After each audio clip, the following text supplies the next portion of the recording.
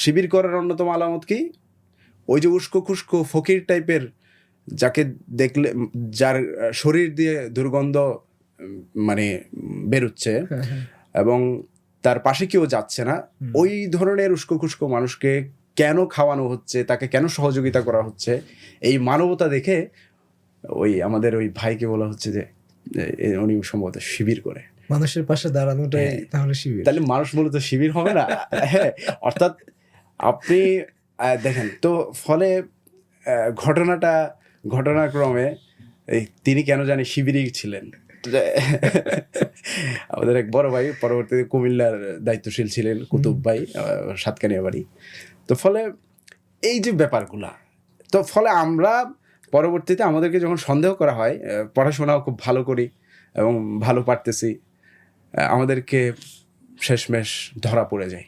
আপনার শিক্ষা প্রতিষ্ঠানের ম্যানেজমেন্ট করে ফেলুন সম্পূর্ণ ডিজিটালাইজড। ব্যবহার করুন তালিমি ক্লাউড স্কুল বা মাদ্রাসা ম্যানেজমেন্ট সফটওয়্যার। সফটওয়্যারটি সম্পূর্ণ ফ্রি ট্রায়াল নিতে এখনই কিউআর কোড স্ক্যান করুন বা কমেন্টে দেওয়া লিঙ্কের ফর্মটি ফিল আপ করুন। তো আমাদেরকে বহিষ্কার করছে এবং রাতে আমাদেরকে বের করে দেয় হোস্টেল থেকে। আমরা বের হয়ে যাই, রাতে আমরা একটা ম্যাচে উঠি। ওই ম্যাচ ছিল শিবিরের ম্যাচ। তো যাদেরকে বের করে দেয়, বিশেষ করে ওখানে আমরা একটা আন্দোলনও করছি প্রিন্সিপালের কিছু দুর্নীতির অনিয়মের বিরুদ্ধে। এগুলোকে কেন্দ্র করে সব কিছু মিলে মূলত শিবির বলেই আমাদেরকে বের করে দেয় আর কি। হ্যাঁ, তো মজার বিষয় হচ্ছে আমাদের যাদেরকে বের করে দেয় এবং আমরা যারা নেতৃত্বে ছিলাম ওই আন্দোলনের, টোটাল 5জনই A+ পাইছি। হ্যাঁ, আর বাইরের কেউ A+ পায় নাই দাখিল পরীক্ষায়। এটা একটা ব্যাপার আর কি। আচ্ছা, এরপর তো আপনি বায়তুল শরফ থেকে আলিম করলেন, তখন কি ছাত্র রাজনীতির সাথে কাজ করার সুযোগ হয়েছে? হ্যাঁ, বায়তুল শরফে এসে আমি যখন আসলাম, তখন আমি মানে চট্টগ্রাম উত্তর থেকে, মহানগর উত্তর থেকে আমি দক্ষিণে ট্রান্সফার হই শিবিরের সাথে। তখন আমি ওখানে আলিম ক্যাম্পাস শাখার উপশাখার সভাপতি ছিলাম। তারপরে এরপর বছরও আমি সভাপতি ছিলাম এবং ওয়ার্ডে দায়িত্বশীল ছিলাম। তারপরে বিশ্ববিদ্যালয়ে যখন আসি, খুব করুণ অবস্থা, হলে ছিলাম। তো আমার দায়িত্বশীলরা নানাভাবে যোগাযোগ করে আমার সাথে, একটু যোগাযোগটা আমি একটু এড়িয়ে চলি।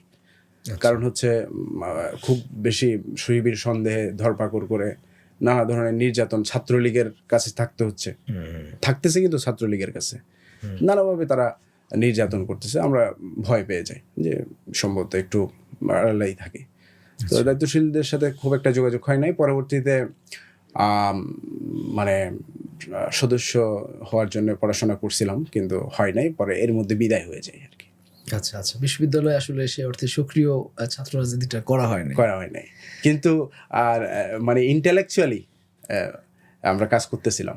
ইন্টেলেকচুয়ালি বিভিন্ন জায়গায় লেখালেখি এবং কথাবার্তা সব মিলে বিভিন্ন আলাপ আলোচনার মধ্য দিয়ে ছিলাম। কিন্তু 5ই আগস্ট পরবর্তী সময়ে আপনি সেই ইন্টেলেকচুয়াল জায়গা থেকে বের হয়ে আবার প্রকাশ্য রাজনীতির সাথে জড়িত হয়ে পড়লেন বাংলাদেশে। হ্যাঁ, প্রকাশ্য রাজনীতি তো অবশ্যই করতে হবে, কারণ প্রকাশ্য রাজনীতি না করলে তো রাজনীতিকে মানুষের কাছে তুলে ধরা এটা তো অতটা সহজ না।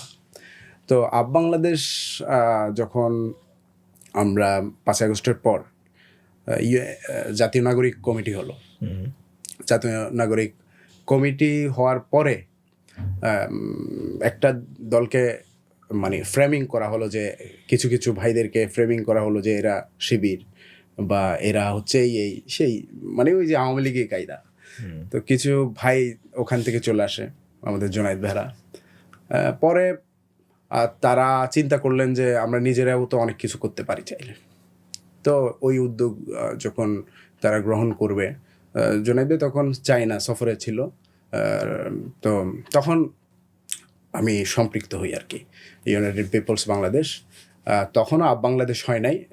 বাংলাদেশ গঠন হবার আগেই যে কিছু একটা করবে জোনায়েদদের মাধ্যমে, আরফিনদের মাধ্যমে, নাইমদের মাধ্যমে, তখনই সারা বাংলাদেশে আমরা একটা মানে উত্থাল একটা সাড়া পাই আর কি। হ্যাঁ, এই তখন থেকে আমরা শুরু করি। এখন বাংলাদেশের বর্তমান রাজনৈতিক অবস্থানটা কোথায়? দেখেন, ইউনাইটেড পিপলস বাংলাদেশ, আপ বাংলাদেশ বলছে যে তারা সেন্ট্রাল রাইট পলিটিক্সটা করতে চায়, ঠিক আছে?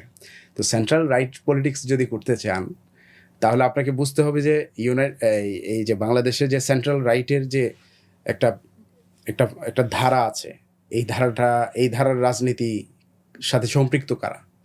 আপনি দেখবেন যে বিএনপি, বাংলাদেশ জাতীয়তাবাদী দল, তারা সেন্ট্রাল রাইট দিয়েই শুরু করে।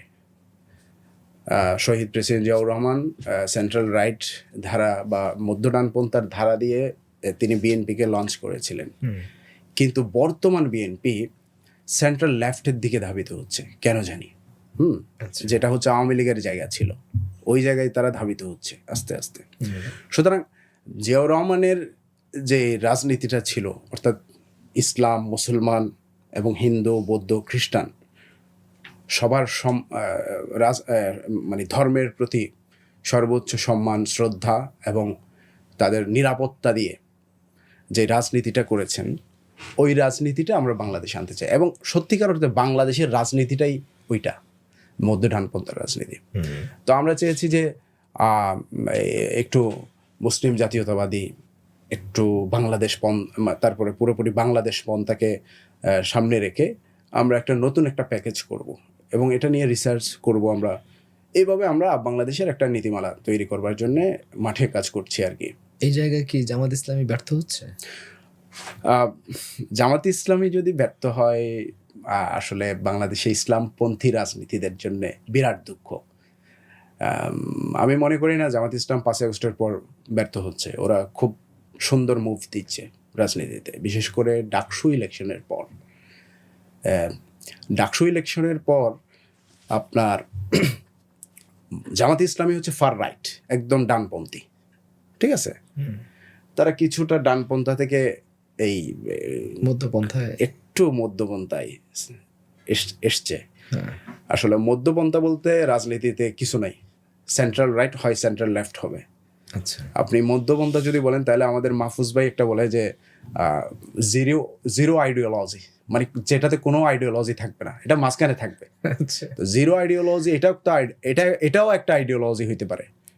সুতরাং জিরো আইডিওলজির কোনো রাজনৈতিক পন্থা হইতে পারে না। আপনাকে সেন্ট্রাল রাইটের দিকে ধাবিত হইতে হবে, নাহলে সেন্ট্রাল লেফট অথবা ফার রাইটিস্ট, ফার লেফটিস্ট। তো জামাত ইসলামী যেটা করতেছে এখন কিছুটা মনে হচ্ছে যে সেন্ট্রাল রাইটের দিকে ধাবিত হচ্ছে, হ্যাঁ, যেটা আমরা চিন্তা করছিলাম। আপনি সাদিক কাইম ভাইয়ের পাশে যখন ঝুমা নির্বাচনকে কেন্দ্র করে, যে ডাকসুর সাদিক কাইম ভাইয়ের পাশে যখন ঝুমা ঘেসে বসে, তাসনিম ঝুমা, তখন মানুষ সেটাকে আর রাইটিস্ট মনে করে না, সেন্ট্রাল রাইটই মনে করে। এবং সেই কায়দায় যখন চিন্তা করে যে জামাত ইসলাম বোধহয় একটু উদার হচ্ছে, একটু মডারেট হচ্ছে, তারা বোধহয় যে মুজিবুর রহমান মঞ্জুরা যে কারণে বহিষ্কৃত হয়েছিল সেই দিকেই বোধহয় একটু ধাবিত হচ্ছে। সুলাইমান সাহেবরা বের করে দিয়েছিল, সেই দিকে ধাবিত হচ্ছে, কিংবা ব্যারিস্টার আব্দুর রাজ্জাককে বের করে দিয়েছিল বা তিনি বের হয়ে গেছেন, সেদিকেই বোধহয় মুভ নিচ্ছে।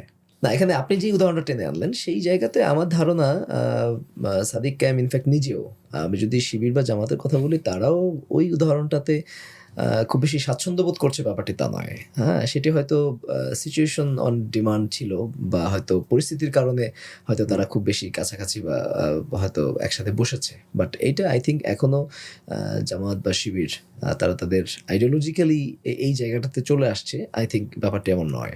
আচ্ছা মাহমুদ ভাই, আমি বলি, আপনি যেটা বলছেন এটা আমরাও বিশ্বাস করতে চাই। আইডিওলজিক্যালি এখনো ফার রাইটিস্ট, এবং সেখানেই থাকবে।